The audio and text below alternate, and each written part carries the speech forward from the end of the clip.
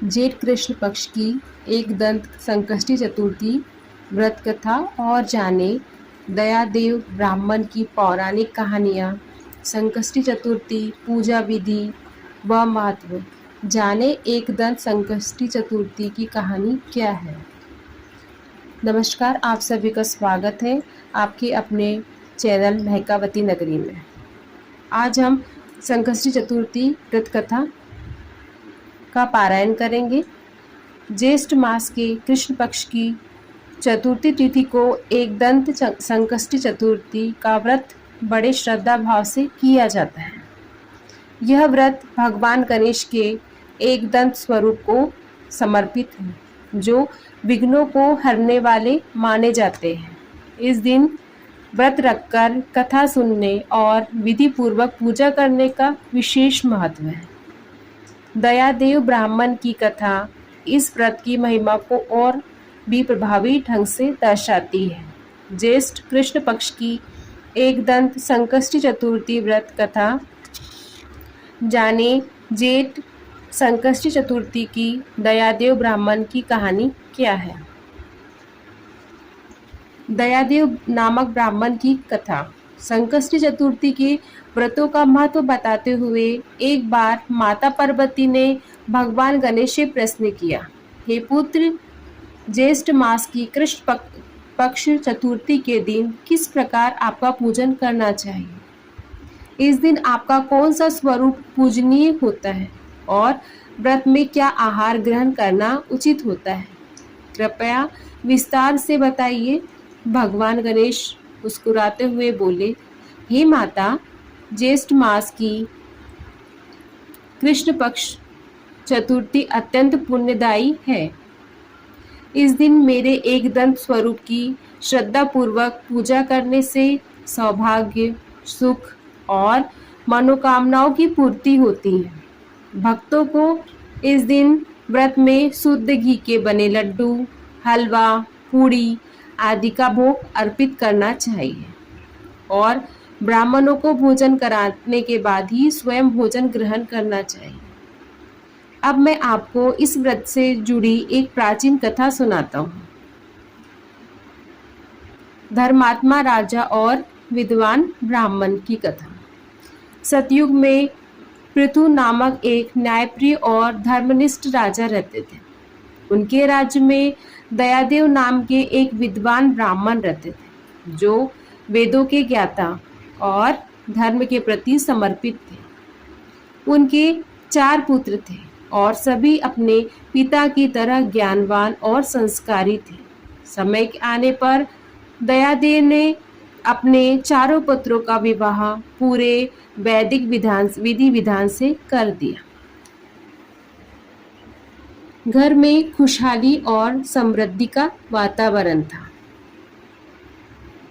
विवाह के कुछ समय बाद एक दिन दयादेव की ज्येष्ठ पुत्र वधू ने अपनी सास से विनम्रता से कहा, हे माता, मैं बचपन से ही गणेश संकष्टी चतुर्थी का व्रत करती हूँ। यह व्रत मेरे लिए अत्यंत प्रिय है। कृपया मुझे यहाँ भी इस व्रत को करने की अनुमति दे।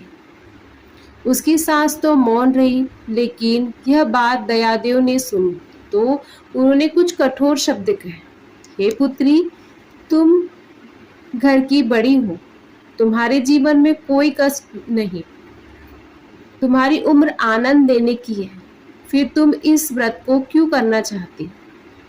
और यह गणेश कौन है जिसके लिए तुम इतनी उत्सुक हो। बहू ने कुछ नहीं कहा, लेकिन उसके मन ही मन अपनी श्रद्धा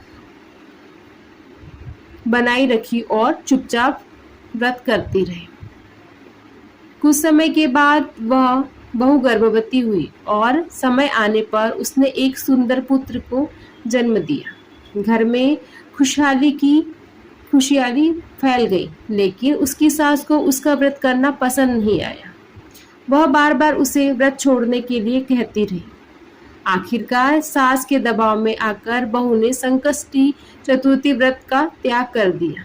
उससे भगवान गणेश अप्रसन्न हुए।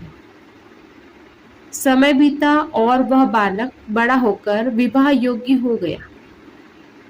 जब उसका विवाह तय हुआ तो विवाह का शुभ दिन आया, तभी अचानक वह युवक रहस्यमय तरीके से गायब हो गया। पूरे विवाह मंडप में हाहाकार मच गया।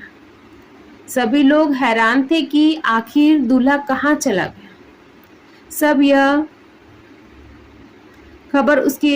खबर उसकी माँ यानी ज्येष्ठ बहू को मिली तो वह रोते हुए अपने ससुर से बोली, यह सब मेरे व्रत छोड़ने का परिणाम है। आपने और माता जी ने मुझे व्रत त्यागने पर मजबूर किया।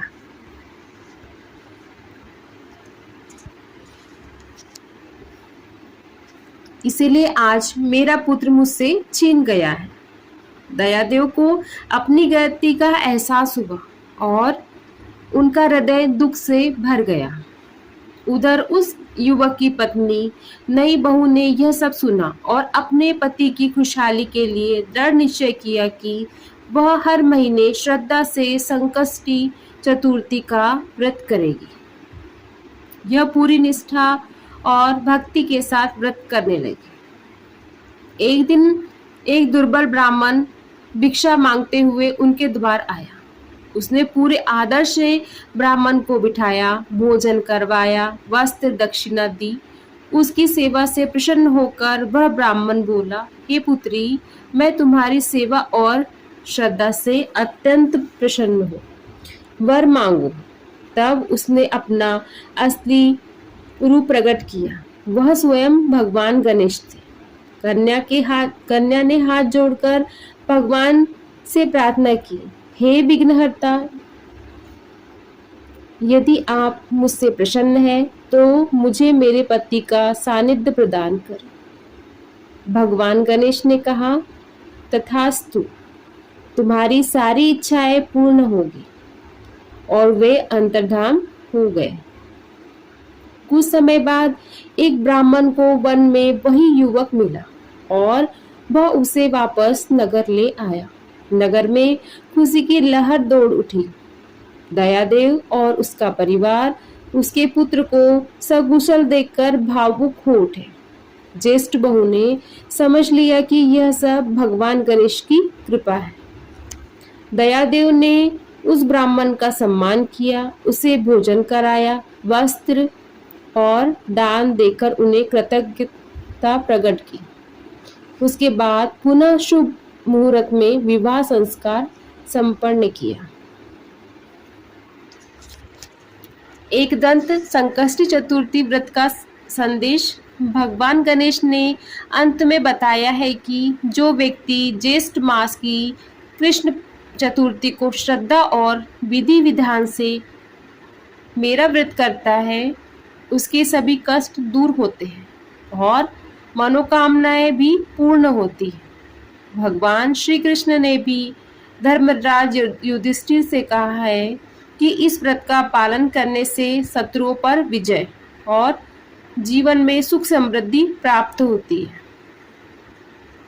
बोल गणेश भगवान की जय।